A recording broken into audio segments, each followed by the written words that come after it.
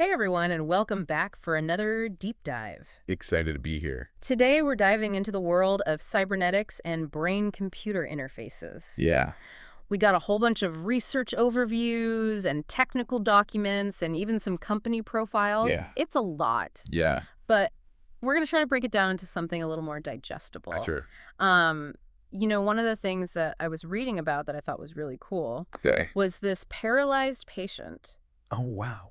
who is able to control a robotic arm just by thinking about it. That's incredible. And then there's this technology that can translate your thoughts into text in real time. Really? It's like merging minds and machines. Yeah, that's kind of the idea behind BCIs. Yeah.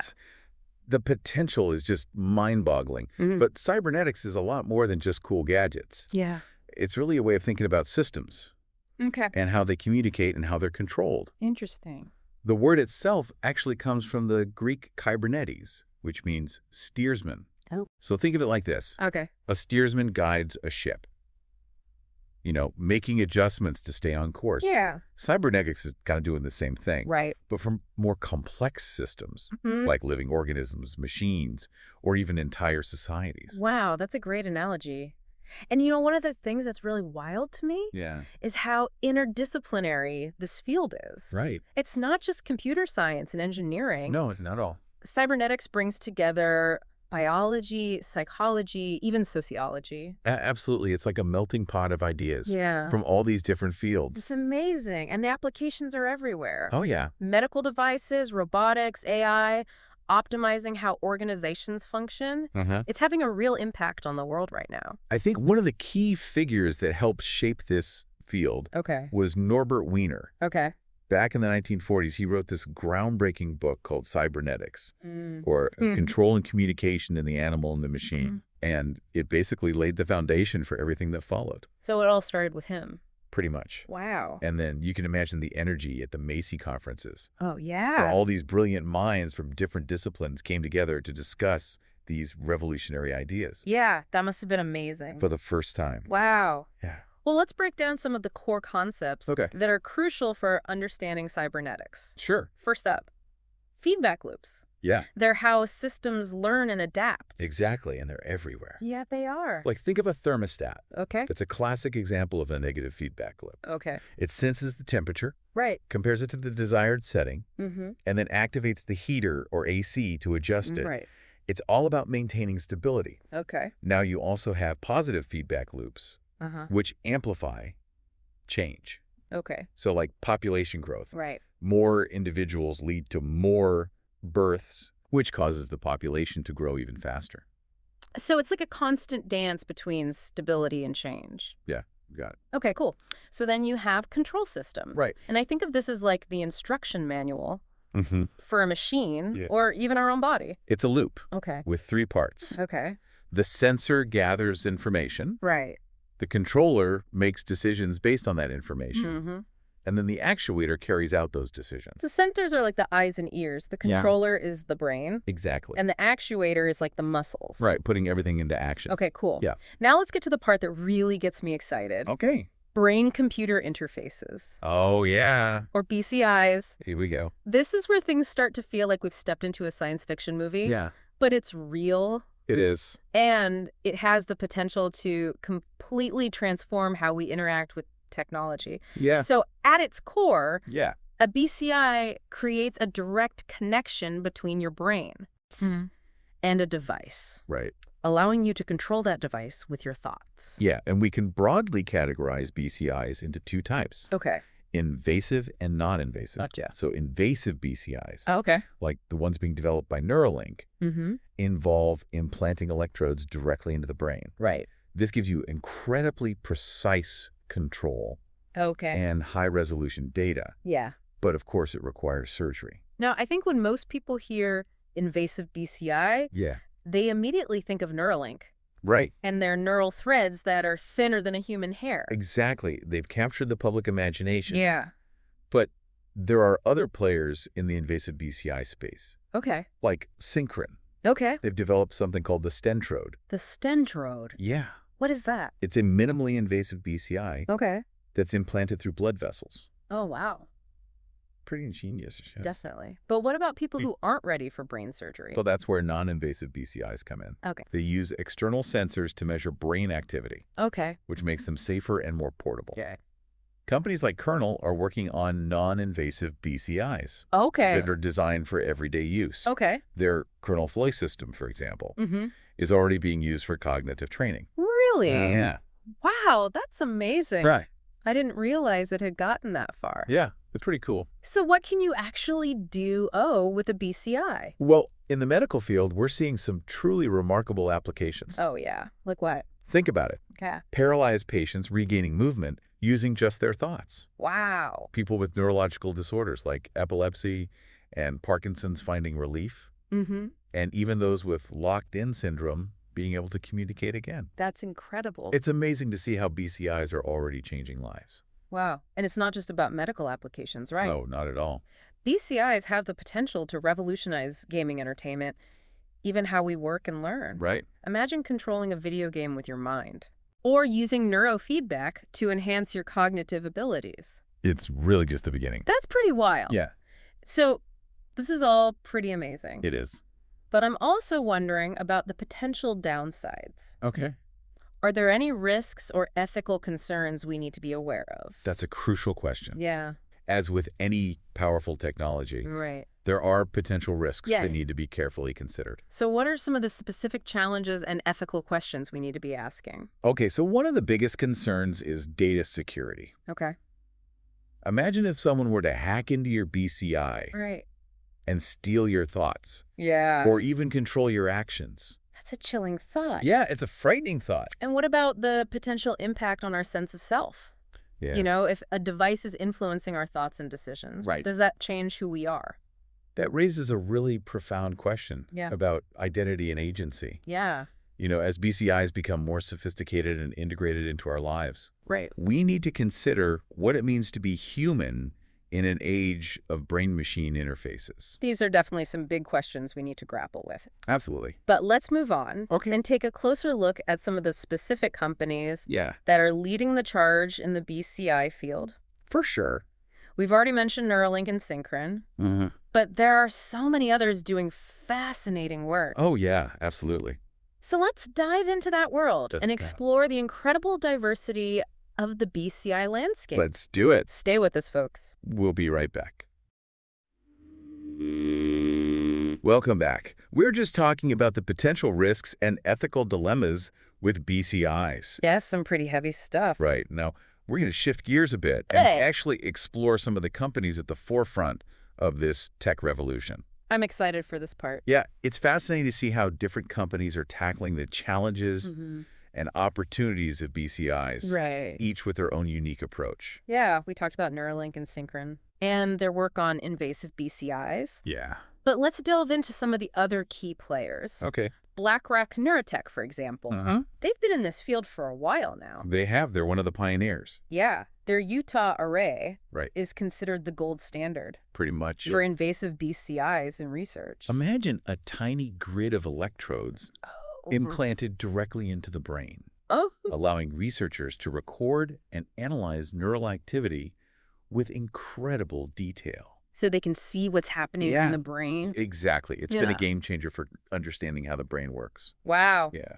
And they've also developed the Neuroport system, right? That's Yeah. being used in clinical settings Sure. to help patients with paralysis, Mm-hmm. control computers and prosthetic limbs with their thoughts. It's really amazing to think about it. It is. Like, people who have lost the ability to move can now interact with the world in ways that were just unimaginable a few years ago. Yeah. Yeah. Okay, so let's talk about Kernel. Okay. They're taking a different approach. Yeah, they're focusing on non-invasive BCIs that Yeah. are more accessible and user-friendly. I'm really intrigued by their Kernel Flow system, Okay. which uses light to measure brain activity. It's really quite remarkable. What's impressive about Kernel Flow is that it's non-invasive, Right. yet it still provides valuable insights into brain function. Wow. So you don't have to have surgery. Exactly. You can still learn a lot. Right. And people are using it for all sorts of things, Really? like cognitive training to mental health monitoring. That's great. It's a great example of how BCIs can be used to enhance our lives in so many different ways. I think it's amazing how this technology is becoming more compact and user-friendly. Right. Remember those bulky EEG headsets from a few years back? Oh, yeah. Kernel Flow is a huge leap forward in terms of portability. Definitely. And aesthetics. Now, another company that's really pushing the boundaries Okay. in the non-invasive BCI space is Emotive. Oh, yeah. Emotive. They've created these sleek and affordable headsets that have caught the attention of researchers, gamers, even artists. It's amazing to see how their headsets are being used in such diverse applications. Right. Like, researchers are using them to study brain activity. Uh-huh. Gamers are using them for these immersive gaming experiences. Right. And artists are even using them to create art with their minds. I saw this incredible art installation Oh, wow. where an artist was using an emotive headset to control a swarm of drones with their thoughts. Really? It was mesmerizing to watch the drones move in sync with the artist's brainwaves. That sounds really cool. Yeah, okay, so we've covered Blackrock Neurotech, Kernel Motive, all doing really amazing work. Incredible work. With BCIs. Yeah. But there's a couple more companies we need to mention. Okay, which ones? Oh, yeah, Mirable. And Paradromics. Right, Paradromics. They're both kind of pushing the limits of what's possible with BCIs. In what way? Well, Neurable is really focused on developing systems for augmented reality and virtual reality application. Oh, wow. That's where things start to get really futuristic. Yeah. Imagine controlling a virtual world with your mind.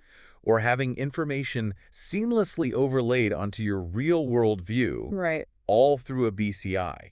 The possibilities are endless. Yeah, the possibilities for gaming education, even workplace training, are incredible. And then there's Paradromics, which is working on these high-bandwidth BCIs that could revolutionize how we communicate and interact with technology. Imagine being able to download information directly into your brain or communicate with others telepathically. That sounds straight out of science fiction. Yeah. But that's the kind of future that Paradromics is working toward. It's mind-boggling to think about the potential of these high-bandwidth BCIs. It really is. They could completely change how we learn, how we work, and even how we connect with each other.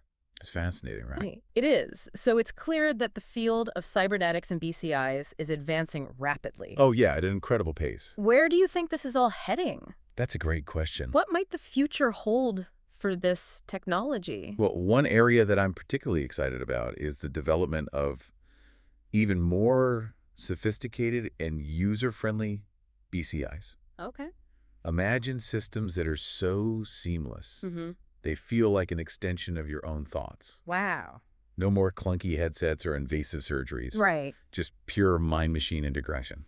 That would be incredible. It would be revolutionary. But what about the technical hurdles? Yeah, that's a good point. There's still a lot of work to be done. There is. In terms of improving signal quality, Right. real-time performance, and overall reliability. You're absolutely right. Yeah. There are still significant technical challenges to overcome. Yeah. But researchers are making progress every day. That's good. And with these advancements in AI and machine learning, we can expect BCIs to become even more powerful and personalized. Okay. Imagine BCIs that can learn your individual brain patterns. Wow. And adapt to your needs in real time. That's a fascinating thought. Yeah. It's really quite amazing. It sounds like the future of BCIs is all about blurring the lines between humans and technology. I think that's a very accurate way to put it. But with such powerful advancements, it's important to remember those ethical considerations we discussed earlier. Absolutely. Yeah. We need to ensure that these BCIs are developed and used responsibly with the right safeguards in place to protect privacy, security, and individual autonomy.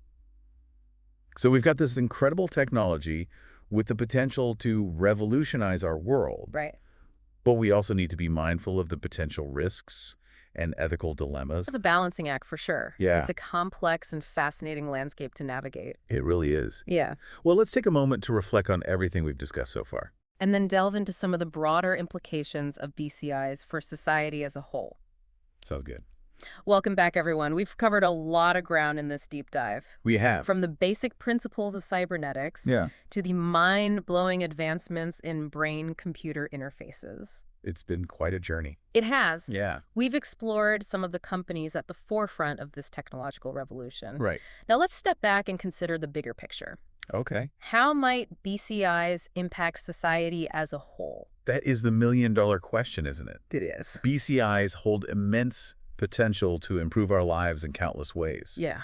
But they also raise some really complex questions about the future we're creating. Exactly. We've already touched on some of the ethical concerns like data security and Yeah. the potential impact on our sense of self.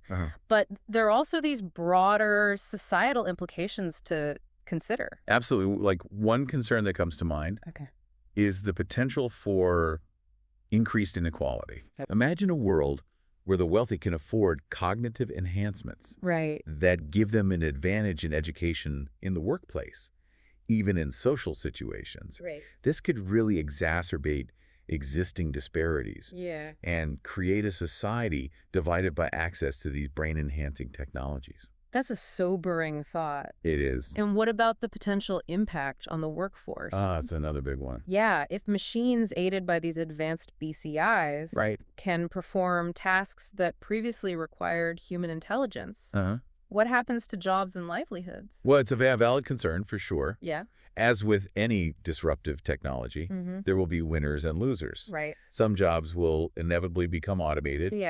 While new opportunities will emerge in fields related to, BCI development, maintenance, and application. Right. So it's not just about developing the technology. It's about shaping how that technology is integrated into society. Exactly. And ensuring that the benefits are shared equitably. That's the key. Yeah. It's fascinating to think about the possibilities. It is. But also a little daunting, right? It is a little bit, yeah. It feels like we're standing at the edge of a new era where the lines between humans and technology are becoming increasingly blurred. We are entering uncharted territory, that's for sure. Yeah. But history has shown us that humans are incredibly adaptable. That's true. We've navigated technological revolutions before. Yeah. And we'll find a way to navigate this one as well. Hopefully. The key is to approach it with curiosity and caution. With a commitment to using these powerful tools for the betterment of humanity. Well said. Cybernetics and BCIs are a testament to human ingenuity. They are. But they also challenge us to think deeply about our values and our vision for the future. I think that's a perfect note to end on. Yeah. Cybernetics is a mirror reflecting our own potential and our own choices as we venture further into this uncharted territory. Yeah. Let's do so with a sense of wonder and a commitment to shaping a future where technology empowers and enhances our lives. While still respecting our shared humanity. That's it for this deep dive into the world of cybernetics and brain-computer interfaces. Hope you enjoyed it. We hope you've enjoyed the journey. Yeah. And that it sparked your curiosity to learn more. Absolutely. Thanks for joining us. See you next time.